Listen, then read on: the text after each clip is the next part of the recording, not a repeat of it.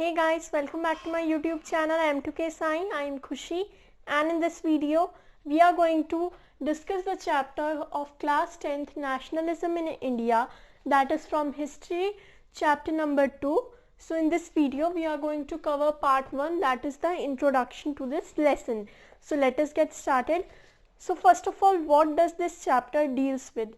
This chapter basically tells us the story of the independence story of our country India. How did we get our independence? How did India become an independent country? So we are only going to study a story with various important figure in this story. So let us get started with the chapter. First of all, we are going to see the effects of World War I. You will find that in the first chapter, subheading like this over here, we have the First World War, Khilafat and Non-Cooperation. This is the heading. So I am going to make different parts for each topic, so that now if I am going to cover about the First World War in this, then I am going to cover about the idea of Satyagraha in the next part. So by that it will be easier for you to understand that if you only want to study about Khilafat movement, you can directly go to that part and study only about Khilafat movement, so that it even saves your time. So let us get started. First of all, we will study about the effects of World War I. What were the effects of World War I on our country? So there are various points. A 5 marks question can also come in the examination that list the various effects of World War I. What were the after effects of World War I? So let us get started. First one is created new economic and political situation. The World War I, First World War, created a new economic situation, a new political situation. Means there were changes in economical situations and political situations. There were new situations coming up. Next is increased custom duties and introduction of income tax. So what does the textbook say? It led to a huge increase in defense expenditure. Now we know the point that increased custom duties and intro of income tax. Now whatever I have written over here, these are your bullet points.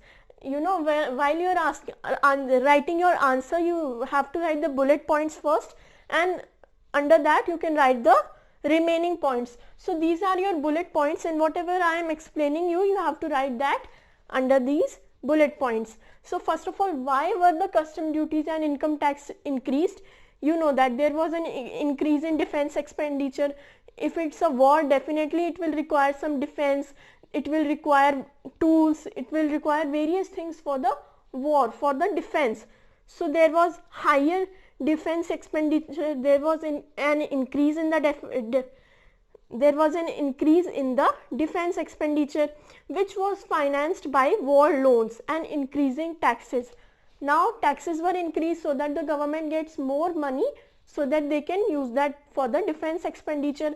And even they took loans for the wars. They took loans from various people, various other countries. So for fulfilling those loans, they introduced income tax and they increased the custom duties. Now next point, prices doubled between 1913 and 1918. Now what does the textbook say? Through the war years, prices increased. Doubling between means the prices were doubled between, जो भी पहले price था उससे double हो गया, यानी 2 गुना हो गया between कौन से year में? 1913 and 1918 में, leading to extreme hardship for common people. Now what does hardship means? Time when they are not even able to buy food for them, means suffering. They are basically suffering. Who? Common people. It was a time of extreme hardship for common people. Which years? 1913 and 1918. Next, villages were called upon to supply soldiers. Now next point is forced recruitment. What does this mean? The definition is given in your textbook. A process by which colonial state forced people to join the army. Now definitely if it's a war between two countries, more than two countries, then the army cannot be sufficient, right? So the people from villages, the people from towns, all of them were forcibly sent to the army for the war. So that is known as forced recruitment. So villages were told to supply soldiers. They had to supply their soldiers. Now, next point is 1918 to 1919 and 1920 to 1921. There was crop failure. Now, this was also not sufficient. There was crop failure because crop failed in many parts of India. Now, what does crop failure means? जो भी उन्होंने crops उगाए थे, they could not get anything from them. वो सारे खराब हो गए. वो वर्म से, पेस्ट से खराब हो सकते हैं, एक्सेसिव रेन से खराब हो सकते हैं, डिले इन हार्वेस्टिंग से खराब हो सकते हैं. तो that is known as crop failure. जो भी क्रॉप थे वो सारे खराब हो गए. That means crop failure. So India के बहुत सारे पार्ट्स में क्रॉप फेलियर हो गया. Now if crop failure takes place, what will happen? There will be food shortages. So due to crop failure between 1918 to 1919 and 1920 to 1921, there was shortage of food supplies in various parts of India. Next point, this was accompanied by an influenza epidemic. See, influenza epidemic. Crop failure was also not sufficient, so there was a disease, that is influenza epidemic, that was spread like the coronavirus, as it is harming our country now, harming our world now. At that time, influenza epidemic spreaded all over the country. According to the census of 1921, 12 to 13 people perished as a result of famines and epidemic. So 12 to 13 people perished due to the famines, due to crop failure and epidemic, that is influenza.